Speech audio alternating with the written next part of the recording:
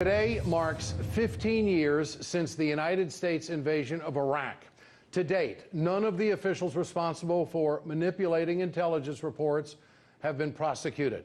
For more on this, we go to former Congressman Ron Paul from Texas and chairman of the Institute for Peace and Prosperity.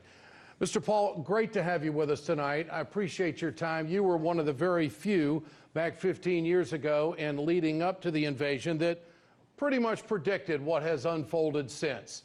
First of all, the finances were never right and never have been, but it's still a bad mark on the United States when it comes to the intelligence community. How hard, in your opinion, has it been for the United States to recover from what happened 15 years ago? Well, they can't recover unless we decide we should change our foreign policy, because we continue to do the same thing over and over again. I mean, most of this was predictable. Matter of fact, the real early declaration was in 1998 with the Liberation Act, and they used that as a justification for the use of military force in 2002. So now, as long as we continue to do this, we're going to see bad results, and the bad results are there, and it goes on and on. You actually can trace back our mistakes all the way back to the 1990, with the Persian Gulf War getting involved, and the 10 years of bombing going on then. So it's on and on. But the actual invasion, of course, that only lasted a year because mission accomplished in a month or so, was declared. And such a ridiculous attitude that everything was solved. And I think the big issue is the foreign policy of our intervention, getting involved. And my speech that I gave back at that time was, it's the way we're going to war that is the problem. We're giving the president authority to go to war if he wants to. We didn't say he could or couldn't go, but we were saying, it's up to you, Mr. President, and that is exactly opposite of what the founders intended. They said the people should have a voice through their members of Congress, and the president was not to be a king. But we turned it over at that time, and it was this authority that is the real issue, and nobody is considering changes this. And whether it's Obama in office or the Bushes in office, it's always the same thing. Well, the bottom line here is that this was a real turning point for America in the way we engage in confrontation. What has to change here? How's this going to be reversed? Well, like I say, I think you can't reverse it. It's not a tactical reversal. We should do such and such this way and not go in here or use more air power.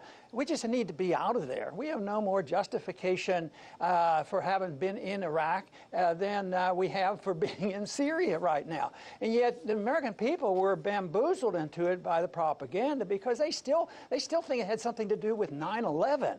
And it absolutely did not. They did not have weapons of mass destruction. The American people, though, and maybe this is the answer to your question, are waking up, because I think 60–70% of the American people now aren't very trustworthy of our government, and they don't deserve it because they have lied to us too often. And when they talk about our enemies, I worry more about NSA and the TSA and all the invasions of my property and my liberties more than the Iraqis. The Iraqis were never a threat. I'm not worrying about the Syrians coming to get me. I worry about the intrusion of our liberties here at home, and all Americans should. And the people are waking up. There's more Americans now who are concerned about this. And I think the majority of the Americans think the war was ridiculous. I think the depth to which George W. Bush got to in 2008 and the political cost was pretty evident. The American people weren't very supportive of that policy.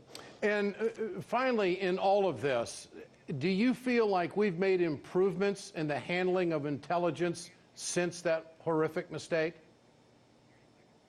Absolutely not. I mean, it keeps getting worse. The people who are guilty get off.